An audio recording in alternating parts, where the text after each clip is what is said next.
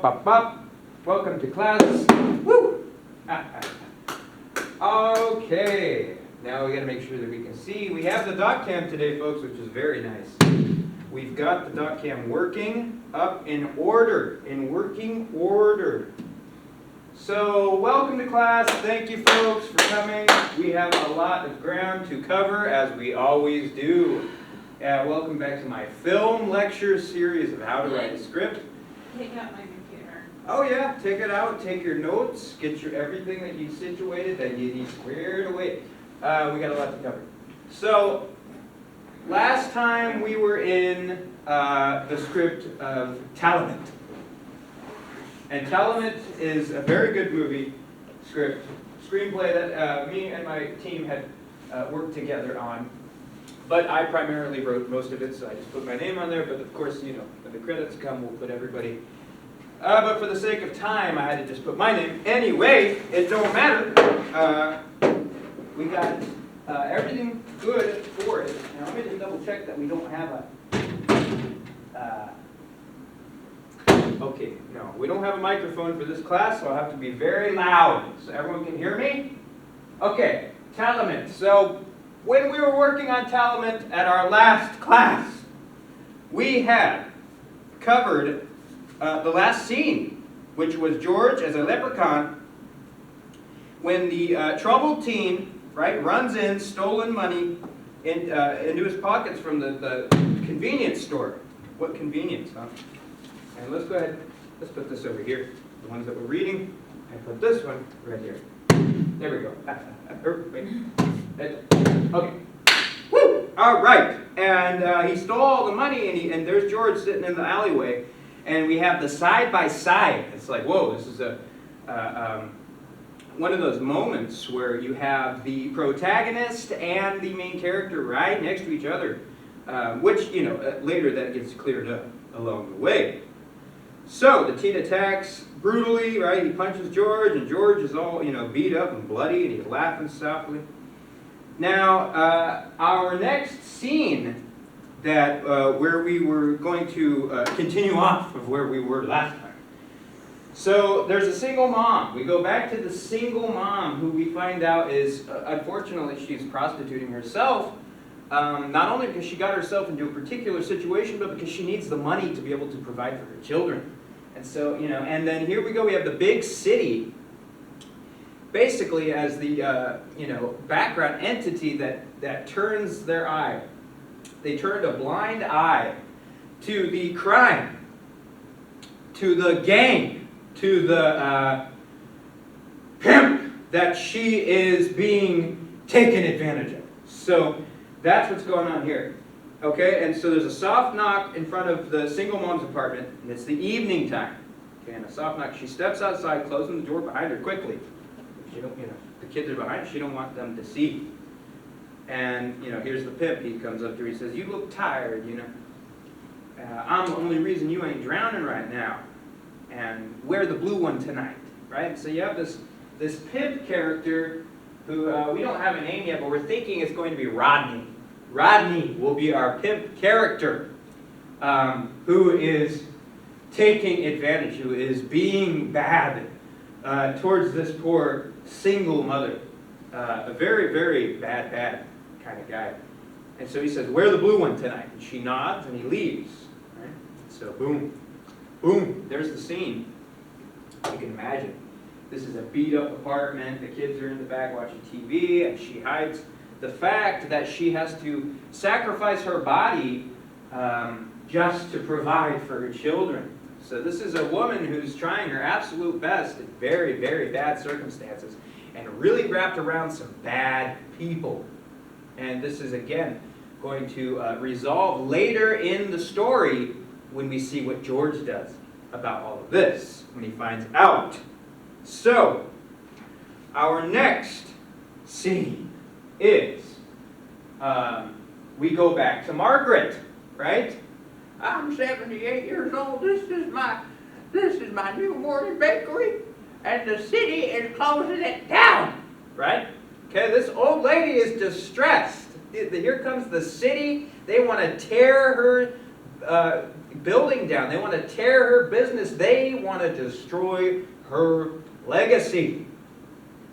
Okay, this woman has provided her whole family with the funds that they needed to survive through this company. Very sad. And so here she is, after we've seen the letter and everything that I just kind of reiterated.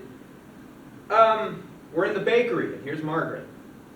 And here's some developers, fine dressed developers from the city. They come walking in. Hey, hello, So they sit across from her and they say, "We're offering dignity, Margaret. We're offering dignity." And it's a large check on the counter.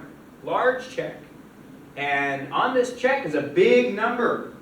A bigger number than Margaret expected, And it probably would have been good enough for her to want to take, So they want her to believe. Because they want to tear her down through this. And so they're charismatic and as much as a city official can be. And so they leave, and she's left kind of staring at this check, thinking, goodness, thinking of her husband, thinking of her daughter, thinking of her grandbabies, how money is not going to replace this establishment, but the established legacy that her whole family has started. Folks, this is one of the most powerful, potent scenes of the film, because she's looking at the numbers, at the reality of what she could be spent money-wise. Okay, so they leave, and that's when this new character named Daniel Reyes, okay, and he enters. And this guy's really sway. He's like dressed nice. He looks kind of like Elvis. He comes in and he's calculating already. You can tell that this guy is a slime ball, and he very much is. But he's used for good later in the film. So that's the most beautiful part about this battle of good versus evil, and George being the center angel saint, and how evil and good contrasts and uses each other, in this whirlwind of moral intervention and self-sacrifice. So, he comes in and he says, memory doesn't pay property tax. And he offers a delay through legal pressure. Okay? And he goes to Margaret, and some of the dialogue he says, delay is oxygen. Oxygen turns into time. Time turns into control. Right? And so Margaret is she's whirlwind, because she's getting hit by the developers, hit by the check of the money, and then she's also getting hit by this, this kind of gecko-looking character that comes in slimy like a salamander, telling her all these things like, hey, I'm going to fight for your company to stay open, because I'm a threat to the city developers. They shake when I'm around. Okay, so now, the next scene, it's nighttime, and George is in a cowboy suit, and funny enough, he's in front of Margaret's bakery. He's just in front of the bakery, hanging out, squatting. He's homeless. What do you expect? And here comes Daniel. And by this point in the film, George has already got a grasp of what's going on with Margaret. And he's already in his mind trying to figure out how he's going to be able to help her save the new morning bakery. And so here comes Daniel, and he's and George is hanging out in the front at night, and Daniel just kind of comes creeping out with his trench coat, and he's all dressed nice, as always. And he says, you think the frontier still exists? And George kind of looks at him and says, well, it does. It's just different fences. Sometimes, this is Daniel again, he looks back at him and he says, well, sometimes the right thing and the profitable thing shake hands. And then he says, God can use anyone. Okay, now this is really amazing because George, right off the bat, is very much against the city developers, against characters like Daniel, who are coming in to supposedly help Margaret. He's against, everyone. He's only on Margaret's side, only fighting for Margaret's benefit, because that's what George is. George is a mutual, if you will, angel, placed on here in this reality to help others. And that's very much what George is doing. And so Daniel comes up to him and gives him this big philosophical, manipulative speech, but there's truth in it. There's truth in it. And so, again, I'll reiterate, Daniel says God can use anyone. So George kind of looks at him, he stiffens up, and he says, no violence. See, they're already working on a deep psychological level of like, okay, you're telling the truth. We both want a mutual, resolve in this situation. And Daniel says, violence is sloppy. So they agree. They agree. And so what they're doing is they're conspiring to make an event happen, because this is the day before the city developers have come to demolish the building. Okay? That's why they were in Margaret's shop earlier, to try to give her money so they could speed up the development. And it doesn't work, right? And so, but eventually they get to speed up the development anyway, because they override this poor old woman. And so this is what happens, It's the next morning, the construction trucks are idle, and they're sitting in front of the shop, right, ready to demolish this building. And George walks in wearing the cowboy suit like he was the other night, and he places a folding chair right in front of the bakery door, and he sits down. He just sits down and takes his ground. And then others start to join. Homeless men, elder regulars, families then start to appear. And so what you start to see is a whole community start coming behind George, who has the charisma, but not even the charisma, but the reputation to rally up the citizens of this city. And they don't quite know yet that they're defending this old woman's bakery. That just kind of slowly happens as people start realizing. As people gather, right, the information starts getting spread slowly. We see this in real time, and that's why everyone starts to join in, because they're like, well, man, this poor old woman, this corrupt city, we're going to stand with her. And now, meanwhile, Margaret is out of all of this. Margaret is at home, she's crying, she's sad, she feels defeated. As far as she's concerned, she is defeated, and that the city had won. And so others join, right? All the people are joining in. There's no signs or chants yet. But there's a decent crowd, at least, 40 people. So the police arrive, right? And here comes the officer. You can't block access.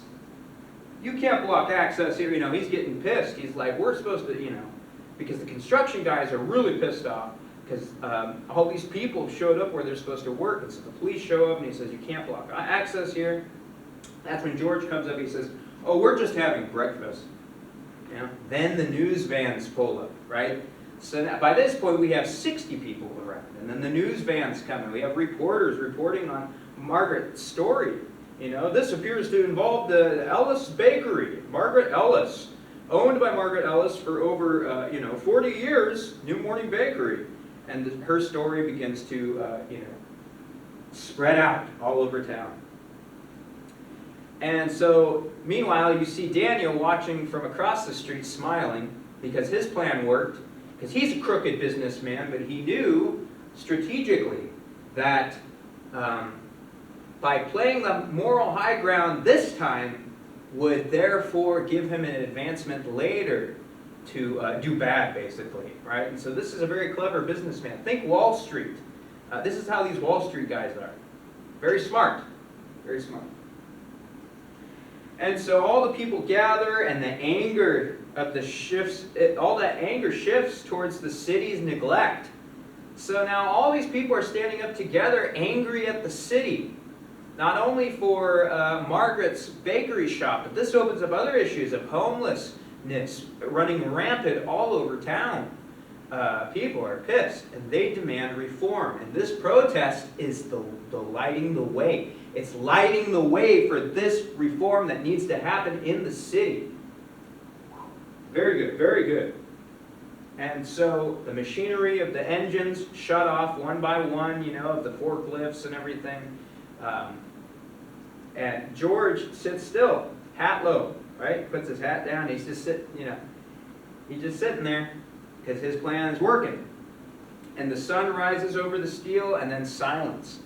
And so, you know, what eventually happens is the city is then forced into a position where they have no choice but to keep Margaret Ellis's New Morning Bakery open and alive. They have to keep it open because the people demand, right? Because the freedom of choice comes back to the people. And when we're unified, we can make a group conscious decision. And that's what's happening in this script. And so one of the most, you know, a lot of powerful scenes in this movie, as I always say, but this really is a really cool moment. Because George, with the help of someone who is evil, you would think, actually was used for good, right? And so this good thing is happening.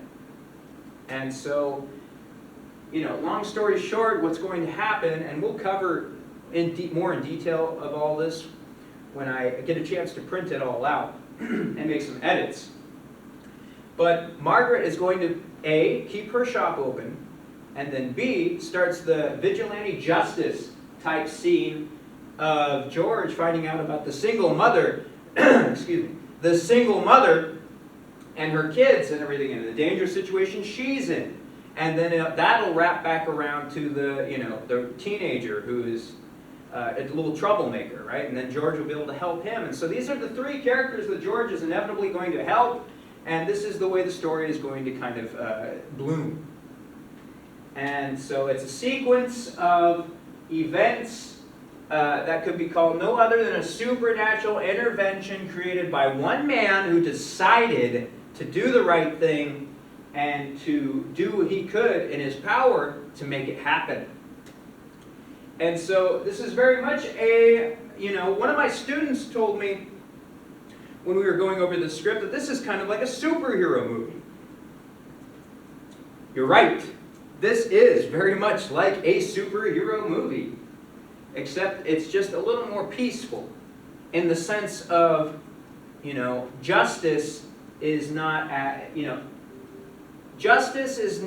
a grounded dogma. Rather, it is just based on humanity and what the right thing to do is, even if that, you know, includes having to, you know, maybe hurt some really bad people, maybe even kill them.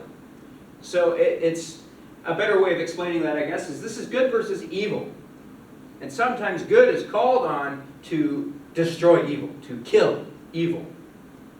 Good versus evil. You know, it's in the Bible, it's in the Quran. So that's where the spiritual residue really takes place in this film, is the spiritual residue, as I always say. And so there you have it, kind of in a nutshell, now that we're in part 3, I believe, today, of Talentment. So now we're seeing in a nutshell how this whole thing is coming together. And it's a reality-based superhero movie, kind of dipped in a hint of surrealism and really just compassion. A lot of compassion, a lot of love. And so these are the characters that we have. You know, we've got a little bit of everything. We've got the corrupt businessmen, we've got the messed up city development, we've got the neglectful police department, and we've got our St. George Angel, vigilante justice superhero. Protecting his society, protecting his people, because it's the right thing to do when our systems have failed us.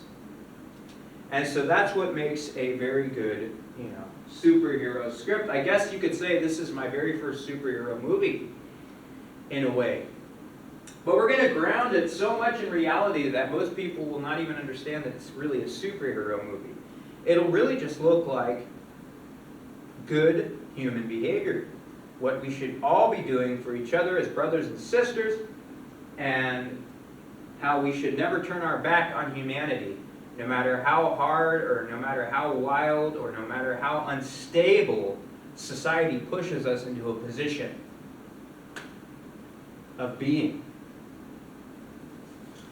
So there we go. There's some more scenes of what Talentment is going to further convey as we go through more and more of the script.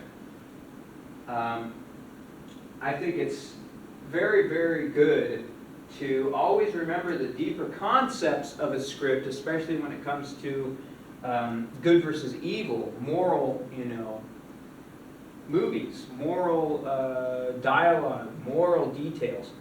Those moral details, that spiritual residue, those are all things that are very important to not only keeping the story progressing, but just on a philosophical level, on a very human level. It makes it very relatable to the audience that is taking it in. So that's all I have for today. I had to cut class a little short, but we might even, I think later today or tomorrow, we're going to do another look at Talentment. And so you'll get 2 Talentments this week.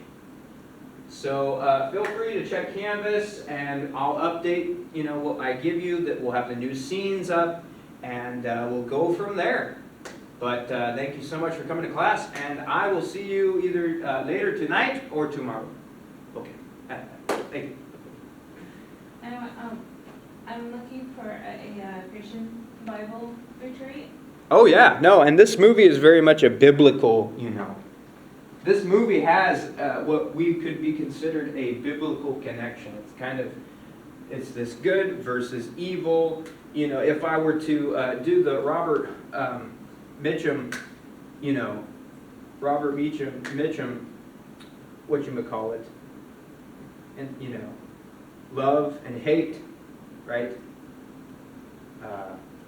And Spike Jones has referenced that and stuff.